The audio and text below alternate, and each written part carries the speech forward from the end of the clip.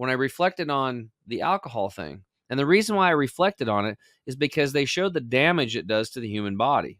I mean, it takes, when you drink one drink, one beer, one wine, one shot of whiskey, it destroys your gut microbiome, which is 70% of our immune system.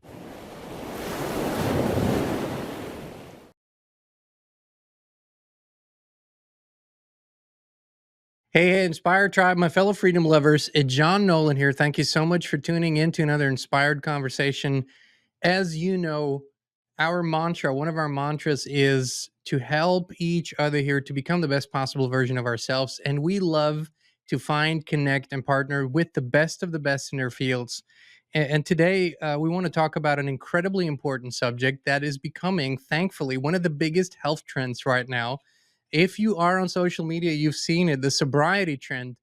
I think it's amazing. I haven't had a drink in 20 years almost, but a lot of people are just realizing just how big of a problem that is in their lives. And today we're going to talk about how to find out that you might be having a problem and what you can do about it, and how that may enhance your life incredibly down the road. So please welcome with me our dear friend, the founder and CEO of Chemical Free Body, Mr. Tim James. It's good to see you, brother. Hey, man, thanks for having me back. Can't wait to talk Oh, about booze. hey, it's always great to have you back. Love that you're rocking the hat, fellow cowboy from Oregon. Um, Tim, I just want to give you some incredible stats. Okay, uh, I looked him up, and keep in mind when I'm talking about these stats, these people that I'm going to talk about are not considered alcoholics under the mainstream classification, if you will. So the average adult in the United States, and that goes for most other countries in the world, by the way, drinks 2.3 gallons of alcohol per year. That's 9.5 liters of pure alcohol. We're talking pure alcohol per year. That's 484 standard drinks or nine per year, or 9 drinks per week.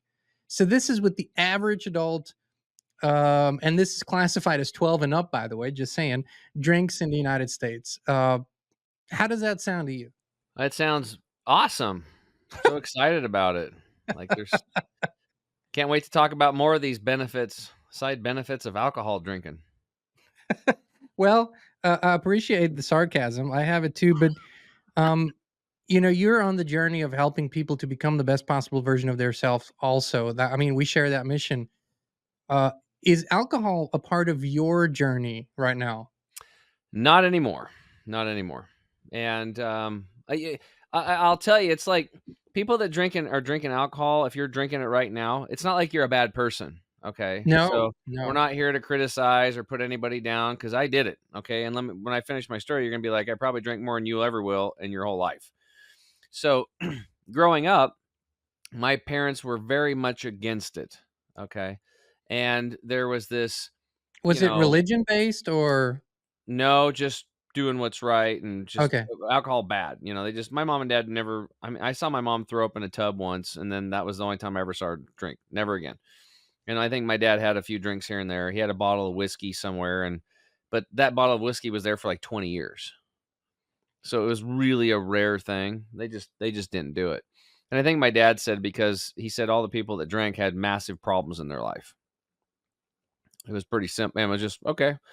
So I was against it. In fact, my good friend, Mike, he was a class ahead of me, but a year older. He was like the rodeo star here in town, and big dude, like 6'5", big dude, 225 pounds in high school. That's a pretty big guy.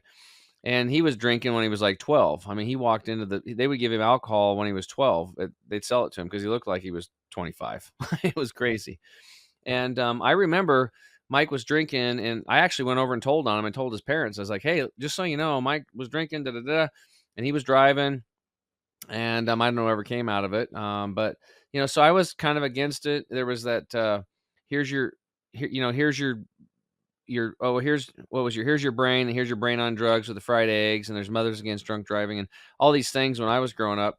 And so it was like, it was kind of promoted in the schools not to do it.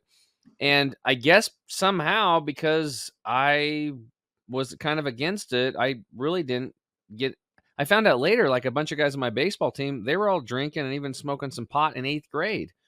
But they never told me because I was so against it, I guess. I was never at those parties or was included in that, even though I was included in everything else, especially being an athlete. So then I went to college and I was on the college baseball team. And a couple weeks into it, you're meeting all these guys. We're over at a house and this guy was going around, "What do you want? What do you want? What do you want?" He was going to make a liquor run. I'm 18. And he's like, "What do you want?" And I go, "I'll just take one of those, the Jim Beam rye." That's what this other guy ordered. Bad mistake. And so that was my introduction to drinking was Jim Beam rye, and we were drunk 19 days in a row Holy on the shit! baseball So team. you started. I mean, pedal to the metal. We just yeah, I kinda do everything 100%. Like, there's no No chemicals in our kidding. products, everything's natural herbs, 100%. Like, everything's 100%. And so, that was my first introduction, and, it went through college, drinking, you get the spins, throwing up, doing stupid stuff, But you just also feel invincible because you're 20 or 21, whatever. Your body's strong. You're an athlete. You don't feel a lot of the bad stuff, right? yeah, yeah. I actually picked a buddy of mine up after, I was pretty tanked up, and after a baseball trip, we got home late, and we were going over to a party, and I thought it was raining out, and I thought it'd be fun. I hit the gas and peeled out in the alleyway behind their apartments, and it launched me kinda over into the grass, and we went up over this hill, and we're just like Dukes of Hazzard, "Yee-hoo," and all of a sudden, it was all parked cars, and I hit the brakes because it was kinda downhill, and bam, I hit 2 cars. And I looked at Pat and I go, "Oh my God, what do I do?" And he goes, "Get the hell out of here." And so it's like I put it in reverse and it was spinning. And so I put it in first gear, slammed into the cars again and kind of bounced off them and got out of there. Right. And I ended up getting a reckless driving thing out of that deal. I got off pretty easy. It's a long story. I won't get into all of it. But Good for you. yeah, but and then dude, I mean, I don't know how deep you wanna go, but I don't wanna give my deep, dark secrets here, but anyway, so probably not the best thing. Next thing I do, I wake up in the morning and there's a cop standing there, "Tim, wake up," and I knew who it was, and he's like, "Well, you wanna tell us what happened?" And that happened, and then something else later happened that was not good either, wasn't running my truck into something else, and I was like, "God, what do I tell him? Do I tell him that I ran into a couple cars or I did that other thing?" And so he goes, "Yeah, my buddy was cuffed and stuffed." And so that was the beginning of I should have learned that like alcohol's not good, right? But it was just all fun and games and everybody was doing it pretty much, right? Then I leave college and I get into the workforce and everybody just keeps drinking. Parties, cocktails, cocktail hour. In fact, I knew a mortgage gal who built her $1 million business around getting drunk. She would literally have these realtors come and she'd give them free booze and free food at this thing. And then once a month, she had a party at her house, like a pajama party, and they all just get blasted, completely Listen, blasted. And I she live built in relationships with alcohol, literally. I live in Music City, right? We live here outside of Nashville, so I mean, we don't live in a city, but outside of it. So when I first came to town, when we first moved here, I had the great honor that one of the top songwriters, like one of the biggest guys in songwriting history, took me under his wing and taught me a lot of things and so we became friends. And after a while, I asked him, and I wasn't drinking when we first came here, so I had already and I never had a problem. I just quit drinking, but I asked him specifically why I couldn't sort of make friends in certain circles, really. And I noticed this. I noticed that I couldn't break through.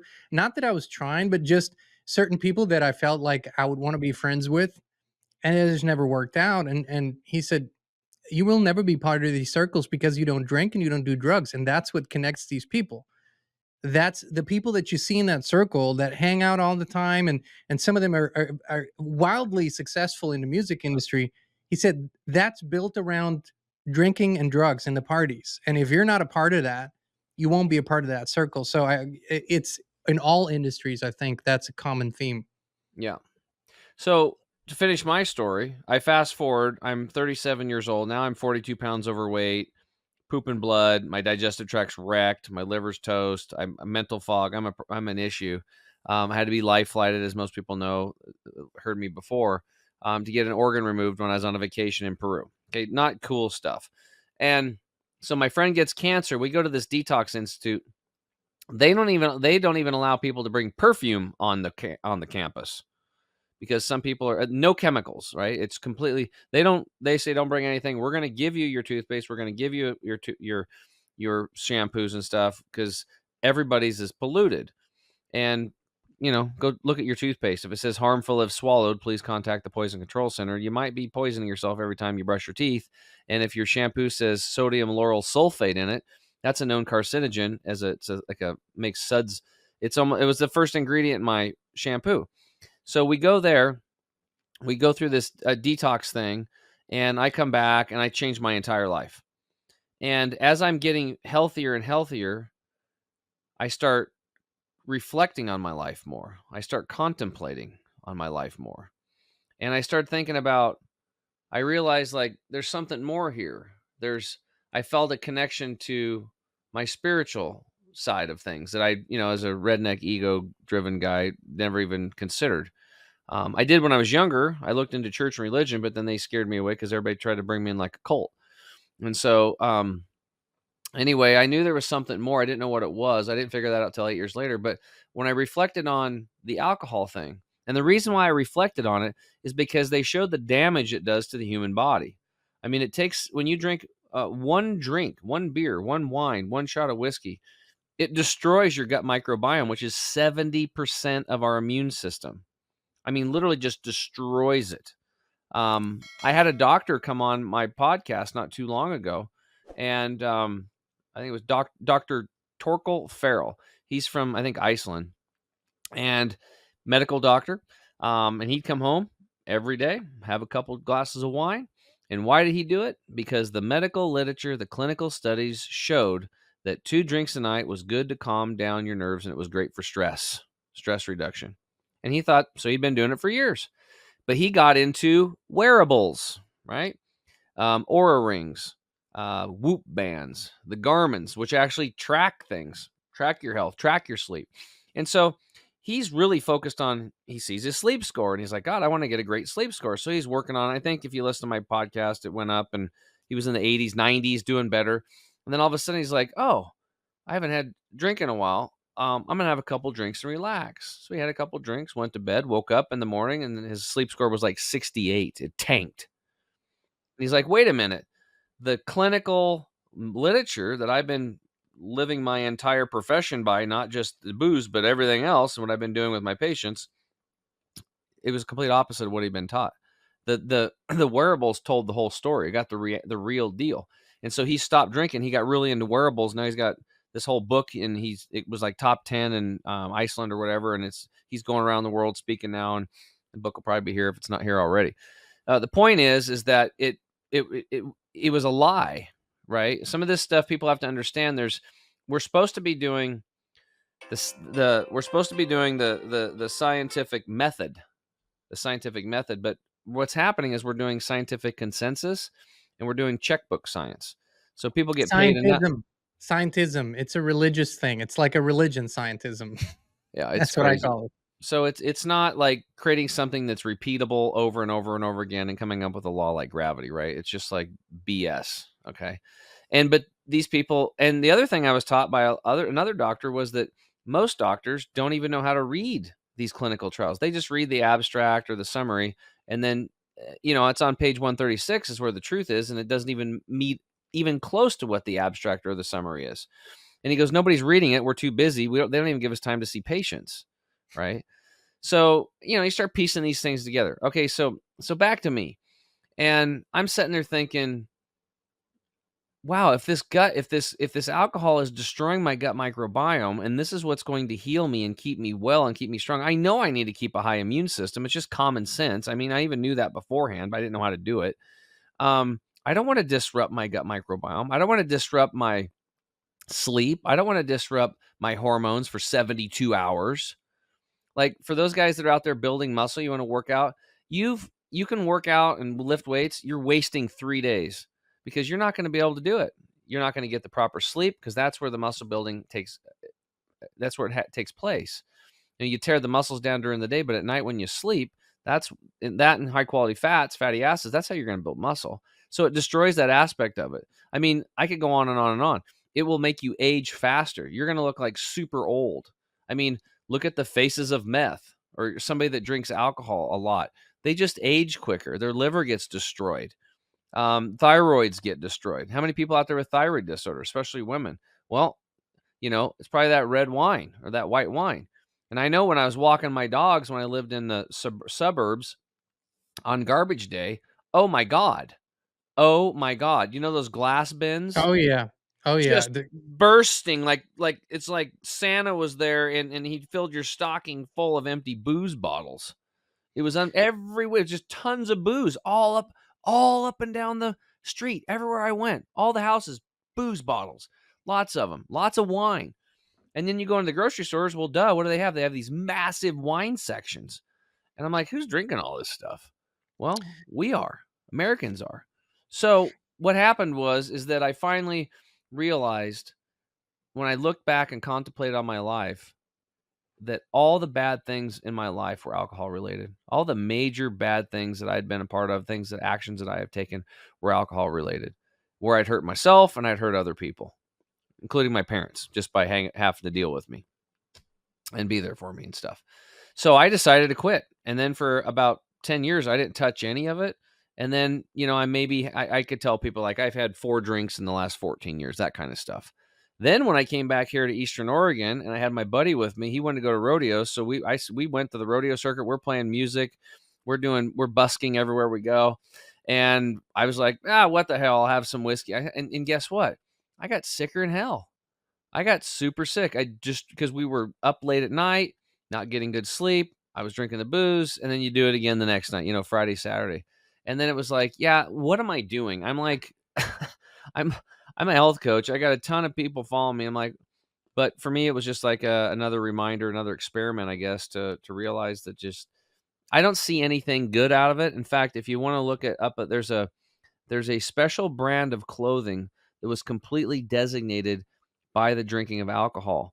It's called a wife beater t-shirt. Okay. Wife beaters were created by alcohol drinking men that were beating their wife. All right. So there is nothing good from alcohol at all. I would say the only good thing is it kind of can get people into spirit so they can drop all their crap and societal conditionings and be themselves and be happy for just a small moment. But then sometimes they go too far, they get drunk, problems. And the other problem is tomorrow morning when they wake up, they can't remember how to get back to it. So it's this never ending cycle. You have to get drunk to feel free.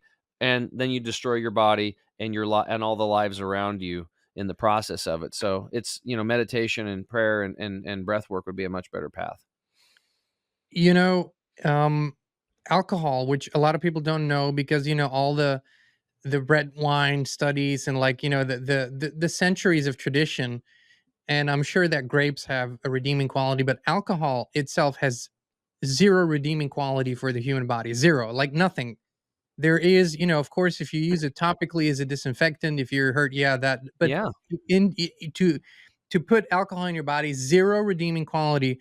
But I understand it. It's like the way I grew up, it was completely normal. Like Yeah. not even you don't even think about it. It just becomes a part of your life. And I was an athlete. It still became a part of my life, a small one. But like you, pedal to the metal. When we did go out, we partied hard. And then when I really started playing music professionally, I just looked at my bandmates, I looked at the other bands, drinking during practice, drinking during sound check, drinking before the show, during the show, after the show. And I said, if I just go along with this, I'll be an alcoholic in 6 months. So I Yeah. said, and I don't need it. So I decided, I just decided no more. And there was another thing, a second thing, and that's been really like a voice. And that voice told me because for me, it was about expansion of consciousness, right? Mhm. That was my journey. And the voice told me you can't go further than this until you let go of that in your life. And that was so clear. And it Yeah. was true. And what you said about consciousness has actually been measured. So you're right. When you drink temporarily for a short period of time, your level of consciousness goes up for most people, but then it drops lower than you have been. And it's harder to get where you were before you had that drink. So it's really a downer. It's just a very short period of time where people feel that uplift. And like you said, we don't want to shame or guilt people, but invite them to say, okay, no story ever started with my life got so good when I started drinking. No story ever starts like Man, I was down in the dumps and nothing was working out for me, and then I found booze, and I yeah, started like drinking booze, and I found the woman of my life, and I got the body of my life, and everything started working out for me. That's it's never true, gonna right? happen. No Never stories, gonna no happen. story starts like that. So Yeah. for people, and a lot of our viewers are on that journey that say, hey, I either want to jump, and make that jump and really say no more, and some already have, and then there is the residual stuff, right?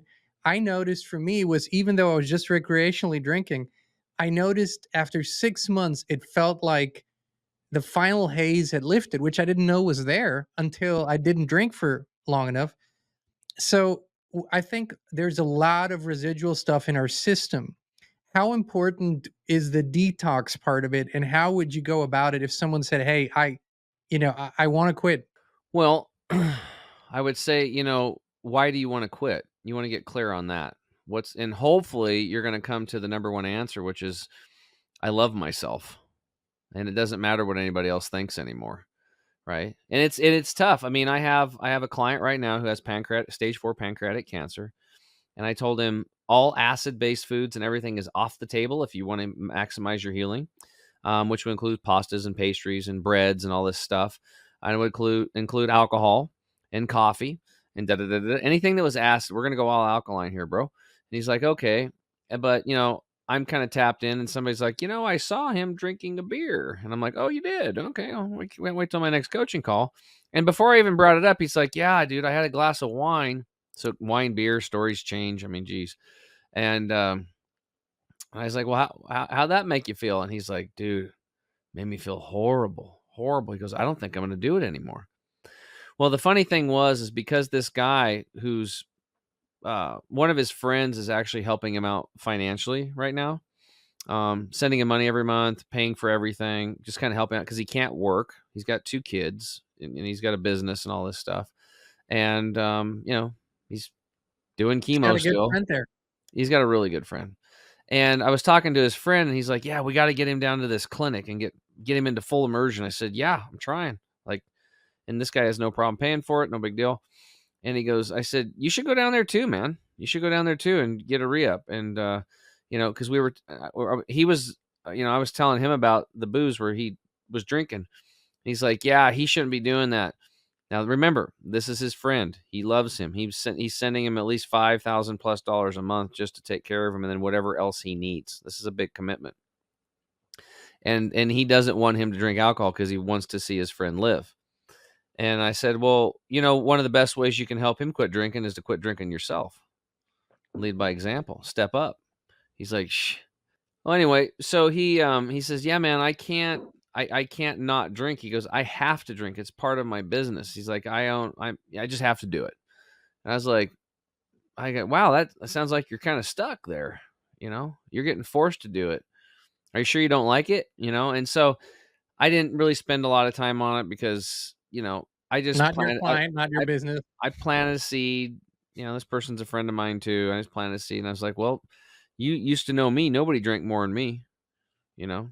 In fact, his brother at a party one time at his brother's party, um, I was standing there and I was kind of the new kid on the block in this group of business professionals, just realtors, I was in mortgage business back then, builders, just a bunch of people in that industry.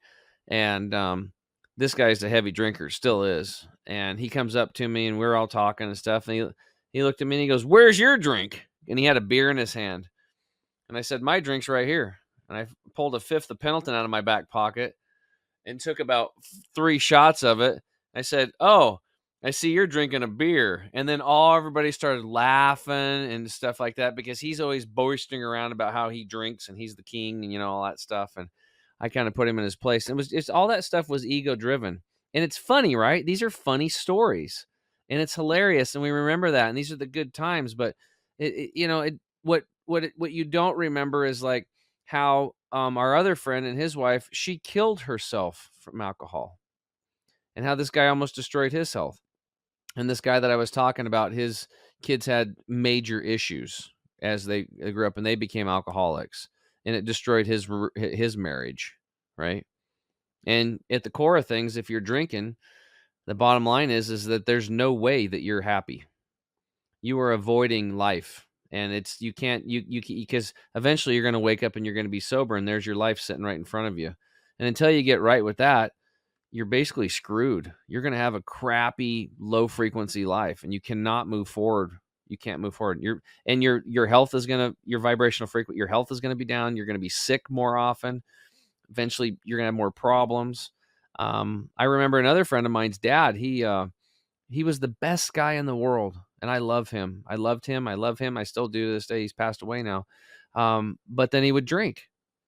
He would drink, and he would drink like a fifth of Black Velvet every day, like every day. And then I remember after he passed away, I was talking to a couple people and his wife, and I was like, "Yeah, it was." I heard he was drinking like a half a gallon a day at the end when he just wanted to kill himself. And she's like, "A half gallon?" He was drinking a gallon of Black Velvet a day. Holy smokes. And I'm like, "Whoa!" And this is one of the most favorite people in my life. And he loved me, and we hunted together. We did all kinds of stuff, and but he'd get drinking and, I mean, I saw him stumbling in the middle of the night when we're in a hunting cabin and just took a header. And, my friend was so embarrassed about this, but it was, this is his dad. It was tough. It's hard on everybody. It just destroys everything. I just can't, and I'm not saying that to be a jerk about it if you're drinking at all, but it's just like, that's what I've seen. And I've come out of that matrix. I don't do it. No, man, it is exactly what you're saying. It is this it keeps people in this matrix too, and it affects everyone. It affects the entire family system, and it destroys relationships. It's like the thing is, it is this most accepted and promoted thing, or the drug in our society. I'm always observing this. If I see, a movie or a series, I mean, alcohol, it's shown for celebration. When you're happy, you need to celebrate, let's drink. When you're sad, well, you need a drink. When you're stressed, you need a drink. When you're out for business, you need a drink. It's like it's That's everywhere. marketing. It's all just marketing. It is all marketing, but here's the thing too. I noticed that the most difficult thing for people is, like your friend said, it's imagining a life without it, because it's just everywhere. And you are living proof, I'm living proof, and so many people now are living proof. They live healthy, beautiful, successful lives. It's not a part, it's not a problem. Nobody ever asks me anymore why I don't drink. They don't even think about it. Um, and if they do, I say, "Wow, do you think it's more natural to drink alcohol than not?" Like, does it, it's not Well, like let's you think can. about this. Think about that. I thought about this because I always try to go take everything back to nature, right? Yeah, can you go to a stream where alcohol flows Where are down? you You gonna can't. find it? The Yeah. only place that I've ever found animals getting, tanked on their booze is like baboons when like the figs ferment. Like one time a year, you see these drunken baboons running around because they're eating this alcohol from these fermented figs. That's it. I have never seen anything else. Maybe somebody can send something in you guys and show somebody. For the nature does not create booze. No. Humans do, and humans are selling that booze, and it's major beer aisles. Here's what it leads to. All those people, when you go in and you see that big, huge section of wine, and you see that big, huge section of beer, and then you see you go to the liquor store and you got all a big selection, all that booze in there. Well, go to Walmart or go to your local store and also look at the size of the aisle where there's Depends undergarments. That's your future. Yeah. You're going to be urinating and defecating in your shorts again like a 2-year-old. That's where you're heading because you're going to destroy your internal systems with this stuff. And that I was shocked because I have to go to Walmart and get my dad's medications. And I look up at the pharmacy. I see the second, third, fourth, and fifth That's letter, exactly harm. the letters I see, the pharmacy, yeah. Harm, and I had to go over and grab some toothpaste or something for my dad, and, I try to get the best of the worst, and, actually, side note, Tom's of Maine blew up because they were fluoride free, right? And everybody wanted no fluoride because it's like, destroys your ability to produce and your brain. It's a byproduct of the aluminum industry, and they put it in our toothpaste. That's a genius. And I saw Tom's of Maine got bought out. I think it was by Colgate, And then it said Tom's of Maine, fluoride free. Right below it, Tom's of Maine with fluoride. They put it back in. Okay, so that's why I was there. Little side note. Now I go and I look at the aisle of Depends and stuff, these undergarments and stuff, and I'm like, oh my God. And it was like I got hit by a train. I realized like they're selling a lot of this stuff. You don't have that much shelf space with adult diapers if that many adults don't need it. That is actually a sad and unfortunately a true state of affairs. But Scary. If you want adult diapers, keep drinking. It's part of the problem. It's going to lead you there. It's going to destroy your internal organs. So, you can get mad at these people. You can operate out of fear. Maybe you do it hopefully because you love yourself, but you got to take a look at do whatever you can to get away from this stuff if you want to. Now, here's the thing. Life's all about choices, and if you choose to drink, that is a valid choice, and I love and honor you for it because I have to because we have to have free choice. We have no, to be man, able to do that's whatever we totally. want. We can't take the dignity away from an adult human being and No, you say, gotta do it. If "I you wanna know do it, do it. what's you got to know," but thankfully, and this is thankfully, a lot of people are making that choice. And what you do is support people in those choices that eventually serve them and everyone else. And I see a world. I don't see how the world can raise its consciousness when we have booze as part of our lives. It just does not work. So I'm thankful that so many people are jumping on board and are really looking after themselves. And I'm thankful for people like you who are literally obsessed with helping people in a good way, making all that happen. So in what ways do you support people on this journey, and especially with regards to alcohol? What will change for them in their biochemistry? What will change, Oh, let's it's say, their whole life changes. a Okay. month, 6 months, a year down the line? What will change? Well, number 1, you're gonna severely slow down the aging process. Okay? In fact, you're gonna turn around, you're gonna even look younger if you do a couple other things. You mentioned earlier, how do we detox this stuff? You're gonna wanna drink a lot of water, okay? I'll tell a story here. I had this gal that hired me as a health coach. She was a bank manager, and those bank people, they're in meetings all day long. That's all I do is go from meeting to meeting to meeting. And she hired me because her friend, another mortgage broker, had lost a bunch of weight and was looking great. And she's like, I want to lose weight. So she hired me to lose weight. She told me point blank, I'm here because I want to lose weight like my friend. I'm like, okay, great. I said, just so you know, women got a lot of hormonal stuff going on. It usually takes about 4 to 5 months to balance all that stuff out. Your figure will change. Your clothes might even start fitting better, but you might not notice the weight because you'll have more muscle and less fat. But the weight will stay constant. But usually about 4 or 5 months down the road, it'll start happening for you, but there's no guarantees. I had a nurse one time. She lost 23 pounds the first month. Her husband only lost 12. That was only one time. The woman lost faster than the guy, but this is how it works. So she's like, okay, just want to let you know I want to lose weight. Now, I was going through the intake form, doing all this stuff, and then she volunteered this information. And she goes, oh, by the way, don't even think about getting me off of my wine and my coffee. And I'm like, oh, okay. I said, did I say you had to quit wine or coffee? She's like, no, but I just want you to know that I am not stopping that stuff. So don't even think about it. And I'm like, okay. Didn't say you did, but, and by the way, anytime somebody says they're going to get me off of my this or my that, that is a clear sign of that they're an addict. It's an addict. Don't get me off of my cocaine or my meth or my heroin. I'm doing it. Right? Even though I'm trying to get my life right and I hired you to help me. So I get her on the program. She starts taking our products. We do the same basic process. Doesn't matter you got cancer, you want to lose weight.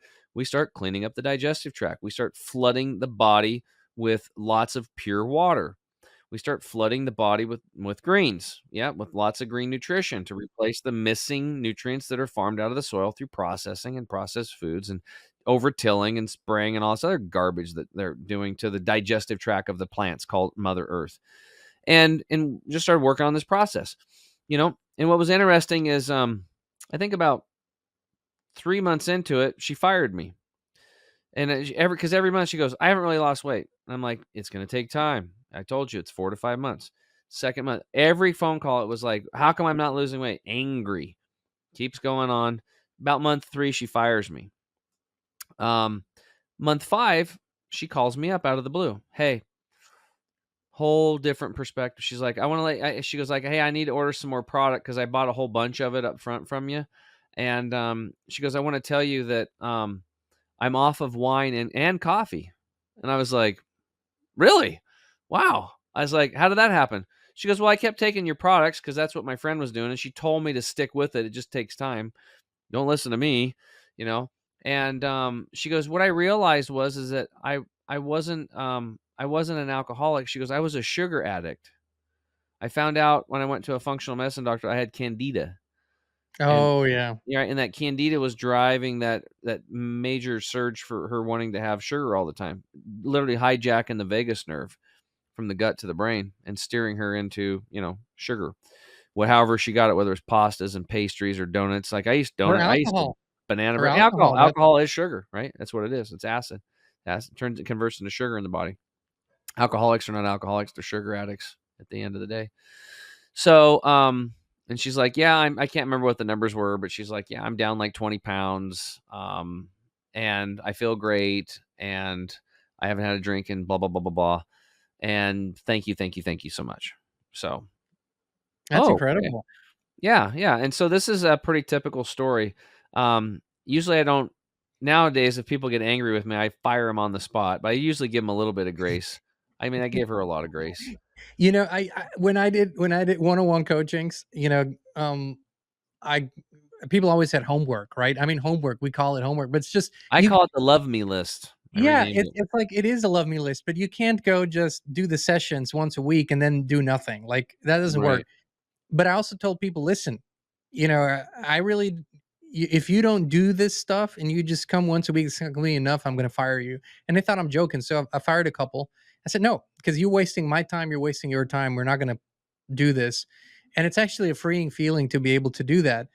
Um, but this story is one thing that I really pull out of this story and that I would love for the viewers to internalize, because we live in an instant gratification society, because TikTok and Instagram make you think that you can change everything overnight. Consistency is the formula for all success that you see in the world. It is consistency. It's not doing one great thing one time. It's doing little steps every single day consistently that create massive health, massive success, whatever you want. Consistency. So, you've been drinking for 20 years? Well, give yourself 6 months to feel better, and to you'll feel better, but give yourself 6 months to see huge results, right? I mean, the gift of time, right? Is that impatience something that you see a lot? Yeah, but if you frame it up front for people, it really helps them. So I'm like, "Okay, you're drinking 6, or 3 drinks a night, 5 nights a week. Why don't we take that down to 2? Okay? Let's just focus on be really constant, no more than 2." And then 2 weeks later, we're like, "How's that going?" "That's fine. Let's do 1. Let's do 1." Okay, they do 1. Pulling it off. All right, that's awesome. And then we can do something like, "Okay, now what I want you to do is when you go out with your friends tonight, just tonight, don't drink. Don't drink. And watch your friends and be like you're on a like you're an insider and you're doing some homework and you're doing a clinical trial or something. You're just to be an observer. Watch them and also watch the internal stories and the feelings that come up out of you when you don't drink, and watch the questions. And I go, here's the questions that are going to happen. Well, Jean, how come you're not drinking? Well, I can't. I have to, I'm taking one night. I have to take tonight off for whatever. I'm just doing this experiment on myself, but I'll be drinking with you tomorrow night, buddy. Oh, okay, it's not a big deal, and or whatever it is. It's just like what this is another part of the story I want to say, but I tell them ahead of time. You better be ready because your friends are gonna be like, "Come on, you gotta have a drink." It's just like, guys, I'm not drinking just tonight. It's just a one. I have a I have a coach and I have a contest. He said I can't do it, and I'm gonna show him that I can go that alcohol doesn't control me. It's just one night, so just leave me alone. I'll be back with you tomorrow. And then just observe them. Be ready. So I had their lips loaded with what to say and how to handle this stuff. And then they come back and they're like, "Oh my god. Like I watched my friends morph into these idiots." Yeah. You know, I watched them start doing things and saying things that they would normally not do. I also noticed that inside of me, I was feeling weird and kind of out of place, right? And then I also started looking at them differently, right? So that one night, see, that way it's not like you go to somebody and say, "Hey man, you got to quit drinking, it's bad for you." They're gonna be like, "Screw you," you know? But if you it's like an experiment, right? And then they all of a sudden there's these new seeds planted in their head and they sprout and they start growing. And then, hey, let's do it again. Let's do it this weekend. So Friday, Saturday, you're gonna have a sober weekend. You're gonna go Friday through Sunday. And they do that. And they're like, hey, and then all of a sudden we do a 30-day no alcohol challenge, right? We And kind then of there's work them pride, into right? it. Pride kicks in. Yeah, the Like, they're challenge. proud of themselves. No, Yeah, because here's the deal. If you can't stop anything for 30 days, you're you're an addict. That's where it's yeah. at. You're completely addicted. So, you can be in denial that you're in denial, but the reality is, if you use common sense, if you can't stop something for 30 days, what's up with that? What is up with that? Why can't you quit? Something's got a hold of you. You are not steering your life anymore. You are not in control of your life. You're a passenger in your life, and you don't want to be that. You want to take the steering wheel in all aspects of your life. I just learned that because we have an e-commerce brand. I was turning the digital part. I did everything else I was in control of, but the digital part was teed off to somebody else, and it cost me hundreds of thousands of dollars and stress and headache. And but, it made me stronger, and finally, I took a hold of that, and now everything's beautiful. It's going in the right direction because I took full responsibility. I jumped in the captain seat. I'm the captain of every single aspect of my life, and that's what I always promote for other people to do. Really, really take charge of your health, right? And then the other thing is, like, I remember when I quit, I said, "I'm not doing this anymore." I was still going out and partying with my friends, and then people in the beginning were like, "What, you're not drinking?" I'm like, "No, I'm not drinking." And then I would try to explain to them how it was destroying gut microbiome. They're like, "Screw you, dude." Like, so that's not how you do it. Just so what I did was I was uncomfortable not drinking on the inside. So I made people uncomfortable around me because inside of me I was still uncomfortable about the whole thing. I didn't even know what the hell I was doing, right? But I knew it was bad for me. Later, when I finally got over that and I was like, I don't care what anybody eats or drinks. All of a sudden I'd stop drinking, and or I wasn't drinking, and then these women would come up to me, or guys, like, you're not drinking? And it's like, nope, nope, I don't. I just don't drink anymore. And I used to. I used to drink a lot, but I don't drink anymore. And wow, that's amazing. I wish I could do what you could do, but I have to drink. It's like I have to drink for. Hey, you want to go dance? Nope. No, I got to get a couple drinks in me before I can go dance. Oh, okay. I'll wait. I'll wait till you get a couple drinks in you. Then I guess we can't dance now, even though the song's pretty good. You know. And eventually, when I was comfortable on the inside, a lot of people are like, "Man, that's cool. I'd really like to do that. That's awesome." So the conversation's completely changed from because of my internal beliefs and me not trying to steer other people to quit drinking too. Right? That's the thing, was when you start making changes for yourself, don't go running around going, "Hey, you have to do this. You're an idiot if you don't." 10 minutes ago, you were doing it. Do it yourself, do it quietly, and if you have a family, let your family know ahead of time. Say, "Hey, look, I'm changing my diet. I'm going to be doing this. I don't expect you to do anything. Honey, you don't even have to make my meals or nothing. I'm going to take some load off you. I'm going to make my own meals, or vice versa, or however who's making the food prep or whatever." It's like, please support me. Don't put me down. Just let me do my thing. And I'm not going to bother any of you. I'm doing no alcohol for 30 days. Support me. If you want to drink, honey, have wine. I'm not telling you to do anything. This is just something I'm doing. I'm just doing a little experiment with myself. Have those conversations up front, because usually the spouses can be real tough on you when it comes to changing your food, the number one addiction, and then going to alcohol, which is really interesting, right? Alcohol and drugs. They should be the same, but they separated it. That's marketing. It's brilliant marketing, and it's true. Families, couples, they all have rhythms, and so I think that communication is incredibly important to say, hey, this is what I'm committing to, this is what I want to try. So you have to kind of break that rhythm and be comfortable with breaking it.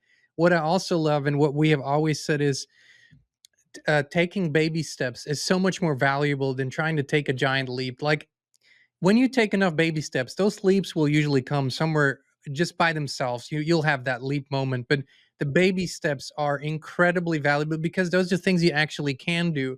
But I will tell you, one thing that we observed, Christine and I, we raised our children On because booze? no, because exactly the opposite. Because we don't drink, we raised our children without booze in the house, but we never made it a big subject. It's just in my home, every dinner there was wine on a table, right? That was just how it is. So in our home, that didn't happen. So they grew up. They're now old enough. They would be old enough to drink, all of them, all three of them, but they don't. I mean, one of them every now and then, like like very seldomly, but even when they like think they're gonna celebrate a birthday, whatever, and they bring home whatever drink, it usually just sits there for weeks and weeks untouched, right? Because it's just not part of their process. Like celebration doesn't automatically mean alcohol. Friday night doesn't automatically mean alcohol. A meal doesn't automatically mean alcohol. They don't have the association. So for those of you who are watching, might be younger, maybe you're gonna have children, you are, you can change a lot by who you are and what field they're in. It doesn't mean they won't drink. It just means there's a bigger chance that they're gonna do easier or better with that. So this is just something that we noticed, and for them it's like that observation. They look at their friends, they go out and they come home at like 9:30 or 10. I said, "What are you doing back here?" I was like, "Well, they're just all idiots. They're all shit faced, and I can't deal with that crap, right? They're all complete morons." And I go, "Yeah, yeah, that's what happens when when you freaking drink." So I can't tell you enough reasons, right? But ultimately, it's like Tim says, it's like it has to be a choice that's internal, something that you really want. Any big change in your life has to start with you really wanting it, and then that will appear. I know, Tim, you're not really taking one-on-one clients currently. I know your schedule's pretty full, right? Yeah, but we do have health history. Our health history, our coaching form is back now. I've brought a couple of our coaches back on, so we are taking coaching clients. So the people would just go to the website, hover over the coaching tab, and then click on hire a coach. And they can get a free 30-minute consult with myself or one of the coaches. And then it would be one of the other coaches coaching you, not me. But they also get me too, because they also get the inner circle where I coach weekly live in a group setting. And then the coaches meet with me weekly and we go over different, case studies and stuff like that of everything. And so you really get me in the back room, helping with the coaches. But I've got some amazing coaches that have, healed themselves of stage 4 cancer. I've got nurses, doctors, some pretty cool peeps. We're bringing them back online now that our website's fixed, because I made my business on the e-com side a priority and took that responsibility back too. But I wanted to say this, John, is that what are some takeaways here? What could you do? Number one, if you're drinking, don't beat yourself up. I mean, most people are doing it. If Shame you're and guilt don't yeah, work. if No. you're the person that wants to, just get excited about it. It's like, okay, well, maybe I can make a slightly small shift. Maybe I can drink a little bit less, see how that makes me feel, and see if I can head that way. Especially if you're trying to lose weight, you're dealing with colds and flus all the time, because the booze is destroying your sleep, it's destroying your immune system, your gut microbiome, and your oral microbiome so much. So it's just kind of common sense. But what you can do is like try that experiment where just go out one night with your friends and don't drink, on that big party night, whenever you're going out, and just observe as an adult what people do and how they go through that shift, which Jean and Christine's kids are observing when they go out with their friends every weekend and they come home early and they're just doing weird stuff. And you don't see it when you're involved in it and you're on the same frequency. When you stay at a higher frequency and they start dulling their frequency, it's going to become self-evident. Okay. Then maybe you want to do a weekend challenge where you do a whole weekend where you don't drink. And then eventually you work your way up to a 30-day no alcohol challenge and see. I mean, I saw one of our clients, she just did she's now 6 months sober. And so many people are like cheering her on, like it's like a big deal, like if people aren't drinking anymore, because it's been so ingrained through social conditioning and through our parental conditioning, watching some of our parents, kind of ass out drinking and stuff and doing that kind of stuff. And the reality is that people die, Mothers Against Drunk Driving, that whole organization, that woman, her daughter got killed by a drunk driver, and out of her daughter's bedroom, she created this huge MAD, Mothers Against Drunk Drivers, a big organization trying to make sure that not one other child or parent had to go through what she had to go through. So through dark can come great light, but like, let's not do this. I mean, I was the guy on New Year's Eve that was driving everybody home. I was seeing drunk people ahead of me. On the way home, every time I take people home, I'd say 2, 3, 4 cars swerving all. If I was a cop, I could have pulled them over easy. I get over at my buddy's house. Remember that drinker that he said, Yeah. "Where's your drink?" I brought one of his friends back to his house. He's like, "Yeah, yeah, can you give him my he's like, "I'm gonna just drive home." And I'm like, "Dude, whoa, like my buddy put you in my responsibility. He told me get you home safe." I go, "You're gonna stay here at Jim's. Your truck's here." I go, "What kind of keys you got? Where's your keys?" And he's like, "These are my keys." And I snatched them from him. He's like, "Hey," and I don't even know the guy. He's brand new to my life. And I'm like, "Hey, whoa, whoa, whoa." And I was trying to comment. I said, "Look, man," I said, "understand, like you're Jim's good friend. I'm I'm I'm his friend too. Like I got your back, man." I'm like, "He told me to get you home safe. You're here, right? You're safe?" "Yeah. But I just live right around the corner, man." I said, "Dude," and he got argumentative. He wanted to fight. I said, "Look, I said, I'm completely sober. You're not even going to be able to touch me." I said, "I'm going to clean your clock and you're going to feel your hangover is going to be really bad because you're going to have black eyes and problems in the morning." I said, "Just go in Jim's house and go to sleep and we'll get you, unless you want me to take you home right now. Like, what do you want to do?" And he's like, "Oh, I'll just go into Jim's." And he went in there and went to sleep. But it's like, this is when you're sober, you have to look out for these. They're like 2-year-olds, Well, they are like they become like children. I mean, and children with cars. well, which is basically it's like a 3-ton, truck's like a 3-ton weapon on wheels. I mean, that's I have no. By the way, I have zero respect for drunk drivers.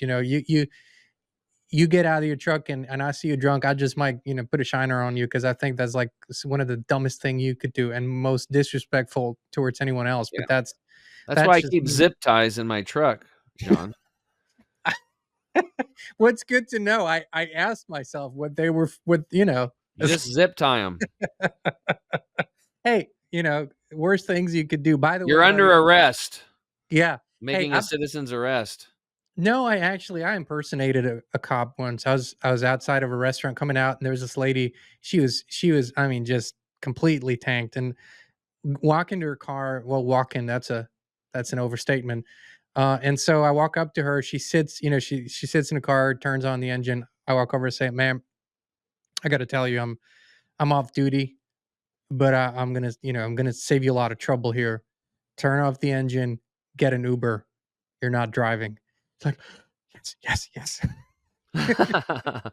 She got out and she didn't drive, and I was like, I don't get it. Well, if people have the money to drink, man, at least All right. Well, we found one instance on this planet where a white lie is probably necessary.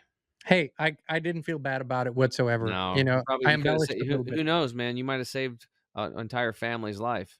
I just Entire said I was off duty. I didn't say what I was off duty from. So, I Yeah. didn't I wasn't working, so I was off duty.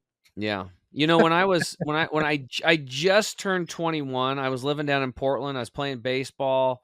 I was working construction, so I get up early, play baseball, and I met this beautiful girl. Her name was Debbie, and we were dating. And wanted to go up here to Oregon to Chief Joseph Days. It's this like the smallest PRCA rodeo in the world, and it's all televised. It's really cool. And so she told her mom and dad that she was gonna be spending the night at her friend's house or the weekend at her buddy's house. She didn't say she's going with me clear across the state to go to this rodeo deal. Well, in the middle of the day, we're drinking beer. She's drinking too. And the cop shows up and they was like, "Whose beer is this?" And I go, "Yeah, it's mine." And he goes, "Well," he goes, "Wow." He's like, "Honesty. Appreciate it. Don't hardly see that too much anymore. Here's your ticket." Gave me a contributing to the minor. She got an MIP. And then next weekend, you had to come back to court.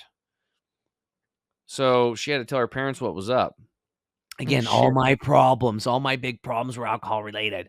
So we have to now. She got to tell her parents, and her dad's an alcoholic, by the way. And then we end up coming back that weekend, the next weekend, and going through court and stuff. And yeah, and we got away with it. I think I had they said he goes the judge goes, "You have to do community service for 20 hours and take this diversion course, and we won't put it on your record." And I'm like, "Sweet." And he goes, and I said, "Excuse me, Your Honor." I said, "You said I have to 20 hours of community service with any state agency." I said, "Can I do it with the Department of Fish and Wildlife?" He goes, "Of course." He goes, "That's a state agency," because my buddy worked there. So when I told him what happened, he goes, "Yeah, I got a fence." So I had my friend go out and we fixed this little fence. Took us like 2 hours and we were done. He wrote us off. So I was got my 20 hours. But here's the big takeaway that I got years ago, and it actually stopped me from drinking for a while before I got into any of this health stuff. I did stop for quite a while. The diversion course, the first guy that walks out is completely messed up. He is disfigured. He can barely walk. He comes out there and he's I mean, it was bad. And it's just quiet. And he's in front of the mic and he's not saying anything. And you could literally hear a pin drop. And then he says, imagine, I mean, dude, I'm going to start crying just thinking about this. He's like, imagine the most pain you've ever experienced in your entire life. And I want you to times that by 1,000. And that's how I feel every hour, every minute, every second of every day. And then, in 1998, I had a small family. I had my wife, my 2 children. We'd saved up money. I bought this little RV, this little, it was like a little camper van type thing, a little motorhome. That's what it was, a little motorhome. And we were taking our first trip. And we were so happy. We're packed up. We're smiling faces. I'm taking I'm young. I'm taking my family with me. Down the road, we're going to go visit, national parks or whatever. And he said, what ended up happening was a drunk driver drove clear across the median in between these 2 freeways and hit us head on. My wife and my children were killed on impact. I was slung clear back to the back of the motorhome and impaled into the walls of the motorhome. They didn't even find me for an hour or two until after they'd been on the scene picking up the mess. And somehow, by the grace of God, I lived. And I'm here Oh, today to tell you that drinking and driving is not cool and it destroys people. And this is what it did for me. So my mission is to go out and tell my story so that nobody ever has to go through the pain and suffering that I've had to go through. And the pain and suffering I was talking about is not my physical pain, which is real. It was the pain and suffering of losing my entire family in a moment. damn. Yeah, I'll call that a diversion course. Holy moly. Yeah, dude, I didn't drink for a long time. And that is unfortunately a common story every day in every country of the world. That's happening every day. Yeah. Stuff like that. That doesn't have to happen. Whew. I haven't even Tim, told that story in a long time. I forgot about it. wow. Um, well, someone needed to hear it today. I can feel that. Someone in the audience needed to hear it. So, Tim, I gotta thank you. I gotta thank you. We're gonna turn the page here. Um, I gotta thank you for something. I've talked about it before, and I was looking forward to saying it again today. In the last few months, Christine and I have been on your protocol. You've sort of coached us. You sent us a package of your products, and what we were looking for was not to heal from a very debilitating sickness, but to optimize. Right. So that's a little bit of a different story. But I can tell you this: the improvements that I'm seeing in my body and just how I feel are absolutely incredible. And when and there were 2 days in the last week where I, for whatever reason, forgot to do this here, which I do every morning, right? And then in the afternoon, the greens. I could feel the difference immediately. This is so potent. My brain, my body, uh, my thought processes, everything is just it's sharp. It's incredibly it's one of those beautiful things in our life now that we don't want to miss anymore. So I just wanted to thank you for putting all of the things that you learned and the things that you transformed in your life, what we just talked about for an hour here, to put that all into the service of the people, and by creating this incredible company, Chemical Free Body, that supports people on their journey to become the best possible version of themselves. You're doing amazing work. You're doing God's work, my friend. And I just wanted to say thank you because our family's lives have been really enriched because of it. Yeah, I really appreciate that. And, I am spearheading the movement with Chemical Free Body and trying to bring awareness to this. But I got to give credit, the formulas are not my doing. This is Dr. Scott Treadway's legacy. This guy was the most humble person I'd ever met, highly trained in Indian herbology, Chinese herbology, Western herbology. His formulas are amazing. And, he had a clinical practice for 10 years seeing patients. And then also now Dr. Keith's dad's work where we have their Nano Silver line, completely amazing stuff. It's I guess it's kind of fitting. I had it a couple years ago, dude. We created a hangover bundle. We literally have a bundle called the Hangover Bundle. And I didn't put it there to promote drinking. I put it there because I know people are drinking. And I know for a fact that if I would have called the Green 85 juice formula hangover greens, I would have sold more probably, right? Or if I wrote the hangover cure or something. So we bundled up the gut detox to clean out with, the all the garbage that's in the intestinal tract, the greens, and then the turmeric 100 because it reduces inflammation so much. That's the hangover bundle. So it is So the kind of gut fitting. detox, the greens, and the turmeric. Okay. That is kind of fitting. But, I think all that stuff is in your guys' bundle too, the inspired bundle plus some more stuff. So, yeah, and, do you remember that gal I was talking about, the banker lady that had Yeah. her friend refer me? Well, that friend, before she got off alcohol, she said, "Tim, what I noticed?" She's like, "If I drink a bottle of wine at night and I get up at 6 in the morning and drink, a quart of water with your greens mixed in it," she goes, "by 9 a.m., my hangover's gone. But if I drink 2 bottles of wine at night," and I'm just like, "What?" She goes, "Then what I've learned is I have to drink one of your greens with a quart of water before I go to bed, and then I drink another one at 6 a.m., and then by 9 a.m., my hangover's gone." And so literally another guy who was a mortgage guy that I knew, he owned a bar too.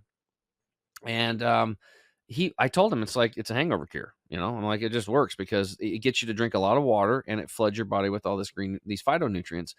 And it worked for him. So down at his bar, he was buying it from me for, I don't know, $1.50 a shot, basically, because he was buying them in bulk and 6 packs and or whatever it works out to be. It's cheaper. And he was mixing it with water. And on Saturdays and Sundays at his sports bar, he was selling them for $12. People were buying it. He was selling it at his sports bar as a hangover cure. That's brilliant. I mean, It's in that all particular. marketing. Marketing can be good or bad. But the Oh, yeah. one the one marketing that's always good that you can count on is your instincts and nature. If you always go back to nature and go back to what's right in your heart, you're gonna have a much better life and you're gonna be healthier and so is your family and so is our communities. So, you talked about our bundle, which the stuff that you sent, we turned it into the inspired bundle because Christina and I believe in it so much. And that's if you go to chemicalfreebody.com/inspired, then that's where you will find, the bundle and some savings that Tim is graciously has offered to our audience. And this is incredible. It's like the investment, it's such a beautiful investment in your health. Whether you are recovering from something or whether you just want to improve and optimize, it's gonna do great things and it's gonna do visible things. Let me just tell you that. But Tim, I also, we're also mindful that for some people it's a little more difficult and finances might not be quite there. So one thing is we of course encourage people to do the bundle because it has all the stuff in there. But if you had to recommend like a more stripped down version, right? So that people who it's maybe not that easy right now on a budget, what would Financially? yeah, Yeah, what I'd would you I'd probably recommend? say the Jumpstart bundle because you get the gut detox is primary that needs to go in to clean the digestive tract out so you'll start absorbing more nutrition and get all that, disease-causing sludge out of your small and large intestine. Very important, the average person's packing around 6 to 12 pounds of impacted fecal material in the colon, and So it's just a that's a fancy way to problem. saying that's the poop. I mean, just a lot of poop in their system that Yeah, doesn't come out. impacted poop, and you gotta clean that stuff out, and then when you do that, then you take the greens with it, and now you're just getting a massive flood of nutrients, and what you'll notice is that if you're drinking the greens once a day, it's gonna drop your grocery bill about 25%, and if you're drinking it twice a day, it's about 50% drop, so with the amount of cost of things, going up, all the time, skyrocketing, and wages been level since the 1970s. This is a smart way to not only heal yourself, but to save money at the grocery store. This literally, you said, I thought it was good marketing when you said that pays for itself, but that literally does pay for itself Oh, it because does. you It eat does. you eat less because you have the nutrients. You don't need Yeah. more. Your Yeah. body doesn't want you to eat. Yeah. You just need to listen. So this Yeah. is, I mean, I don't want to go a day without the greens anymore. Just saying. Yeah. Most people, when they get off it, then they realize, oh my God, like I'm going to go back to it. Right. Literally. And you held up the container, which I have behind me. Um, 2 days ago, we just went live. When people go to the website, you're going to see the new greens. It's in a 100% compostable, sustainable packaging. So this was my goal from the very beginning. So on the top of it says, even our packaging is chemical free. So we're moving all of our product line into this sustainable, compostable packaging, which is really cool because if it somehow gets blown out in the wind and ends up in nature somewhere in 3 to 6 months, depending on the weather conditions, it's going to turn into dirt. So I So, and can put this on my compost. you will be able to, yeah, the new bags, yeah. That is fantastic. I love that. So Hmm. literally, I take the greens out, and then eventually I turn it into greens again. Yeah, yeah, In yeah, the we're cycle excited of about it. life, when Yeah, it goes, 0 impact on the planet, the mothership. I love that, brother. That's amazing.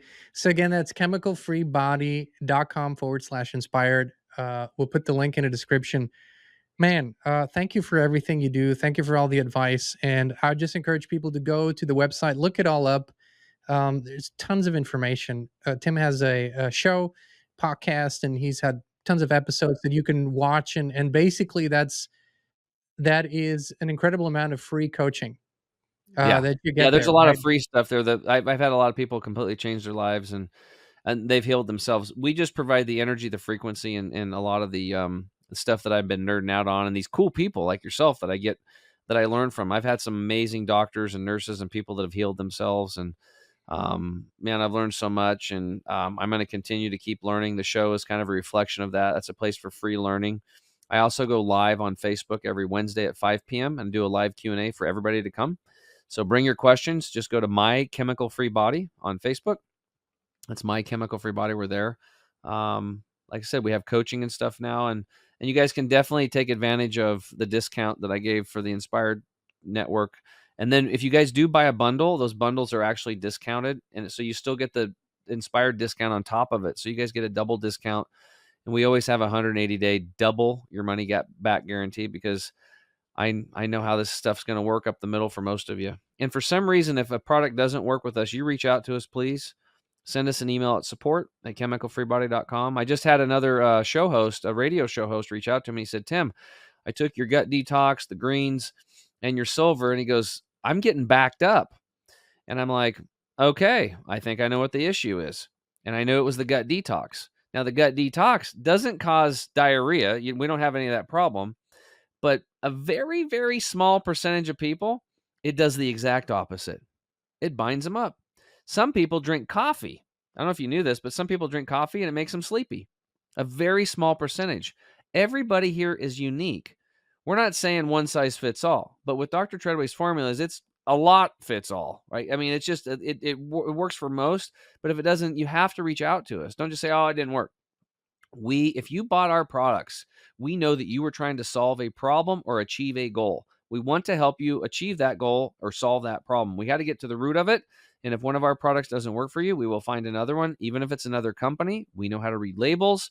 We will definitely do that for you, somebody on my team or myself. So send an email to support@chemicalfreebody.com, and we'll just love on you until you get to that achieved goal, or help you solve that problem. And at the end of the day, you're going to have to achieve that goal and solve that problem yourself. We're just part of the toolkit that you're going to use, hopefully. But it is a great toolkit. And what we love about our partners is that they're not just great on the front end, they're great on the back end too, which means that when people do call in or do send an email, there's actually some really wonderful people that will help you. Yeah. And that is incredibly important to us. So thank you for that. And thank you for your time, your stories, your knowledge, and the incredible gift that is chemical free body, my friend. Thank you so much. Thanks, buddy. Appreciate it. All And right. thanks, listeners. Well, thank you all for joining us again today. And we love you, we appreciate you, and we will be back with you again very, very soon.